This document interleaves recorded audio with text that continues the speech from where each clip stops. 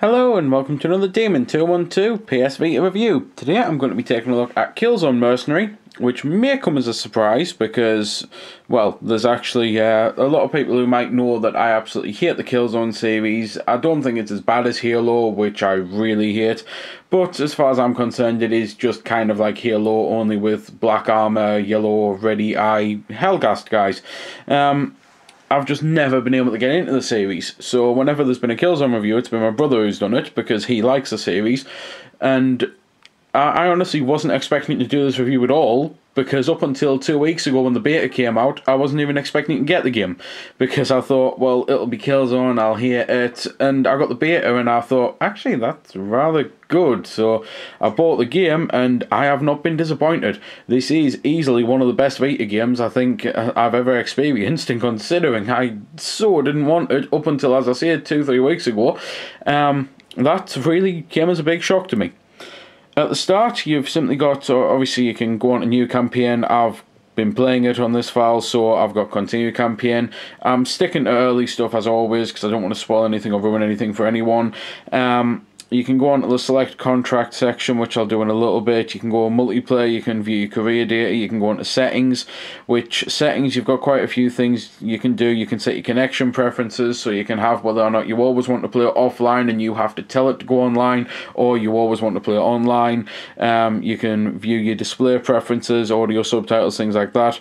Controls, it's not fully customizable at all. The controls are actually very clunky to get used to, I suppose, because everything does everything basically. Like, I mean, there's not any room to spare. Some buttons even do multiple things, because obviously you're missing L2, R2, L3 and R3. You can choose to have motion sensor aiming on and that if you want. You can also choose to have the back pad on for sprint. However, there's no option to turn the back pad off for sniper zoom.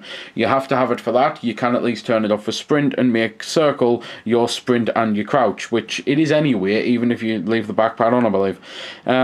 Anyway then, I'm just going to simply, I suppose, go into select contract first, and you might notice there, if I very quickly go back, there's different slots for different awards and things of of what you can do on levels and that, and there's different, you basically get them for difficulties and that, but there's also, it's quite cool the fact that each mission on the game, even though there's only 9 of them, it's technically like there's 27 of them, because there's different ways to play them. So there's the primary way, but you can also choose the precision way, the covert way and the demolition way. So on a technicality, I suppose it's 36, because if you beat the campaign and then you choose all of them, it's just, well, it does totally change up how the levels play. So some people will still say there's only 9 missions, others will say that there's more than that. It just depends on how you class it. But very quickly, if I try and zoom my own eyes in by moving this closer, demolition, for example, here you've got to destroy 3 munition supply crates, brutal melee 20 enemies, achieve a triple kill, and destroy the tank with Sky Fury, and you get a different award for that. You get like payments, so there's 3,000. Covert, instead you have to destroy all the security cameras, kill 50 enemies with Stas 7 SMG, I think that says. You've got to smoke out the security centre with a gas grenade, and you've got to stealth from rappel down from the Admiral. It's just, it does totally change up how to play it, and it does make you want to replay missions from that way, because it's not a generic shoot 'em up. And that's pretty much why I've always disliked Killzone and why I've always disliked Halo and things like that, because as far as I'm concerned, a lot of shooters these days might as well be Doom, because that's all they are. Doom was amazing when you first put it on, and it still is amazing now for nostalgia reasons. And the whole point is with Doom, you go around and you kill everything in sight, and there's not really anything different to that. There's nothing to break it up. And that's what all shooters are to do, unfortunately.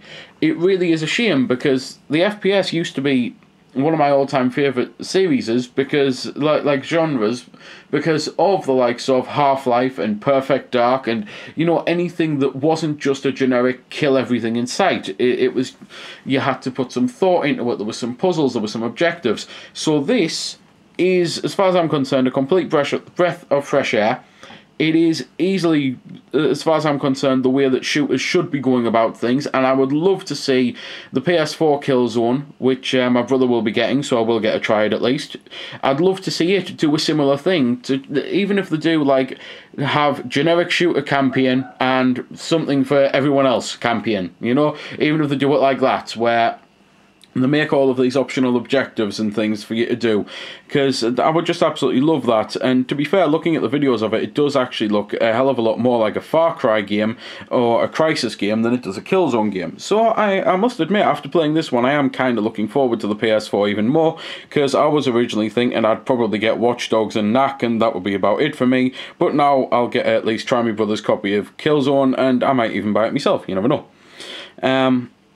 One of the things that I quite like about it is the interactivity with this. It's something that I've noticed a lot of other reviewers are really hacking me off with this. Basically, for anyone who knows, pretty much everyone has said the same thing. They want a console FPS on a handheld. So Killzone delivers that. It really does. It is a console FPS on a handheld.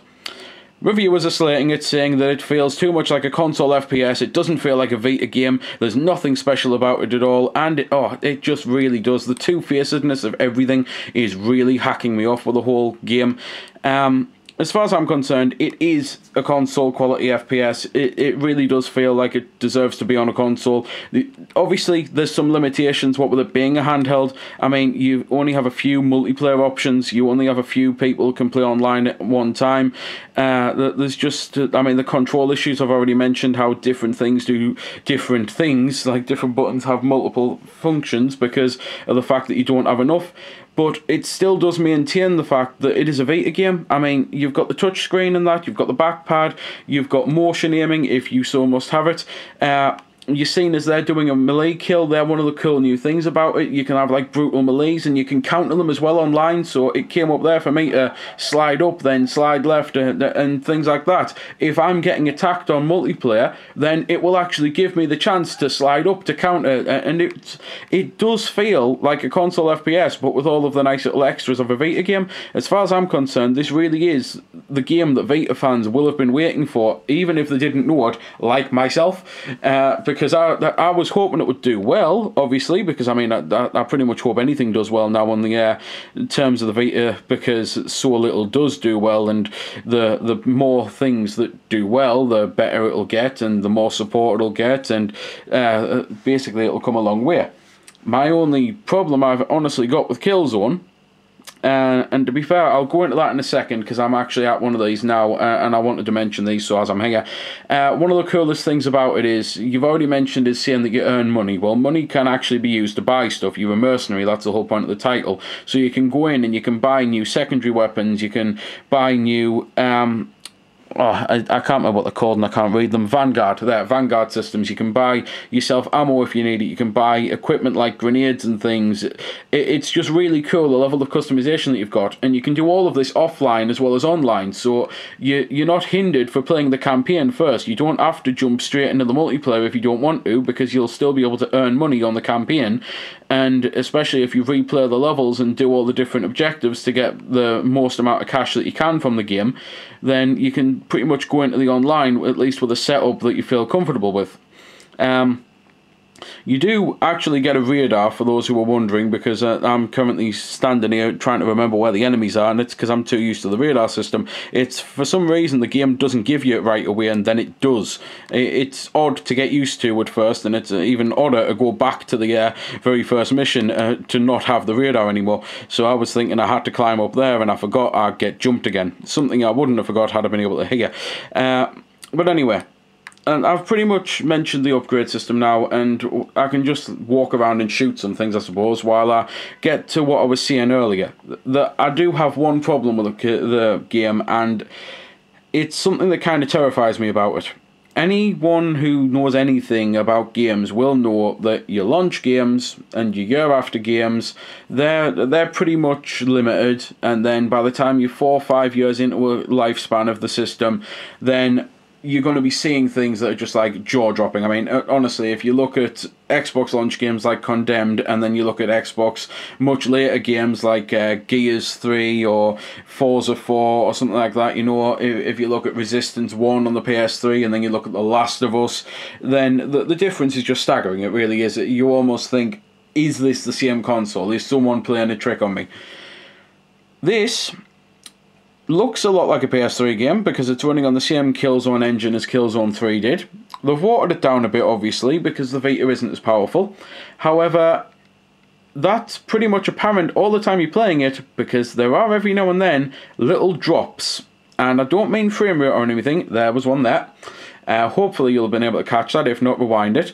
And hopefully you'll still be able to catch it. Basically, the game is too powerful for its own good. And it worries me that we've already seen the best that the Vita can do, because unless some huge patch, and seeing as there's a 1.1 gig patch that comes with the game straight away, you have to do that, which isn't, well, it's just wonderful, really. That pretty much killed half my Vita's battery, so I'm sitting there thinking, hey, I'm actually looking forward to playing this. Oh, I'll probably get an hour before my Vita dies. Whoa. So, seeing it's already been a huge patch, I don't know if they can do another patch that might actually fix things, because every now and then the game just freezes. You do something important, the game freezes. You open a door, the game freezes. You kill an enemy with melee, the game freezes. Something happens in the story, the game freezes. You get jumped, the game freezes. Have you noticed a pattern here? It's just all the time. The game will just suddenly stop for half a second to a second, and it's just noticeable enough to annoy you and to make you think, well, what the hell is going on? And it really does make the game feel like it's too powerful for the system to handle. It's almost like when someone does one of them Android games, you know, that they've worked on a new chip and they've put it on one of the older Android systems, and you can just like tell that the power's not there. Only everyone has the same power Vita, and the dev should have known that type thing, you know. It does worry me that this could be the limit of the Vita already, you know, about a year and a half into the actual system's life. And it's one of those, I'd love to be proved wrong. I'd love it to just be that something's gone wrong with maybe the patch or something, and maybe they're working on it, and maybe they know all this, and maybe they can fix it and make it feel smoother. But at this moment in time, after playing it for several hours, there are just certain times where you think this doesn't feel polished enough. And it's the only thing that gets me down, because every time it happens, I keep thinking depressed thoughts, and I can't help but think, oh, well then, I suppose the Vita's peaked, and maybe it can't get better. But it's just one of those, I'd love to be proven wrong, I really would with it. As you might have noticed, and I've already said, there are a lot of objectives and different things you can do in the game, and it's quite nice. The touchscreen features and that work well. It does do its best to break it up from being a mundane shooter, and I do really like it. It is the sort of thing that, honestly, if you hate Killzone, I'd say, if you can, give this a try. Maybe if your friend's got it or something, because that's another good thing about it. There's no online pass. So if your mate's got it and you want to lend it and you even want to try online, you can do so, because there's no online pass.